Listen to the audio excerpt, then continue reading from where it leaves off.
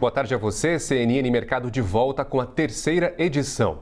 A Bolsa aqui do Brasil retomou o fôlego hoje e opera com ganhos nesse momento na casa dos 146 mil pontos.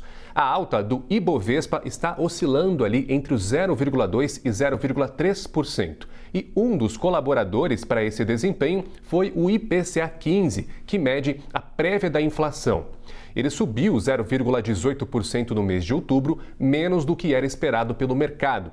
Diante de dados como esse e também com a alta das ações, como empresas como da Gol e da Magazine Luiza, que inclusive se recupera de perdas de ontem, o principal índice aqui do Brasil chegou a bater os 147 mil pontos, tocando a máxima histórica, vale lembrar.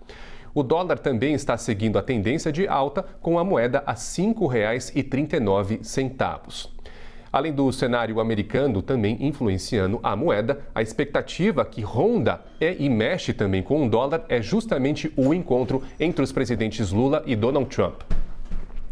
Outro assunto que mexe muito com o humor do mercado é a relação entre os presidentes Lula e Trump, que devem se encontrar, como eu mencionei, durante uma viagem que eles fazem agora mesmo na Ásia.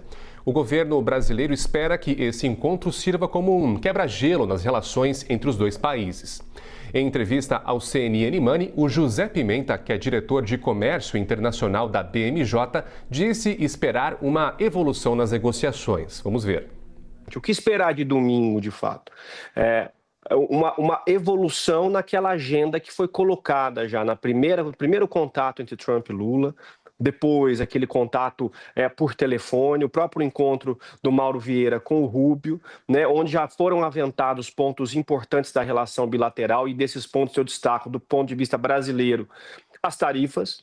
Né, a gente sabe que os 40% adicionado dos 10%, né, os 50%, estão causando prejuízos a diversos setores da economia brasileira, né? Setor de imóveis, setor de café, setor de carnes, enfim, entre frutas, máquinas e equipamentos, enfim, uma série de setores que diminuíram suas exportações e tinham os Estados Unidos como mercado cativo.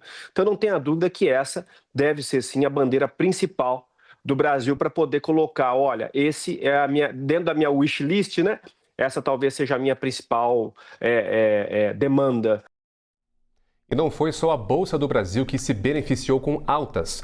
Hoje, os índices de Wall Street atingiram máximas recordes. Dow Jones e S&P 500 quase encostaram no 1% de alta, o que é bem difícil de acontecer, enquanto a Nasdaq disparava acima dos outros dois. Isso depois dos dados de inflação também nos Estados Unidos. Especialistas, inclusive, vinham de semanas no escuro quando o assunto era indicadores econômicos.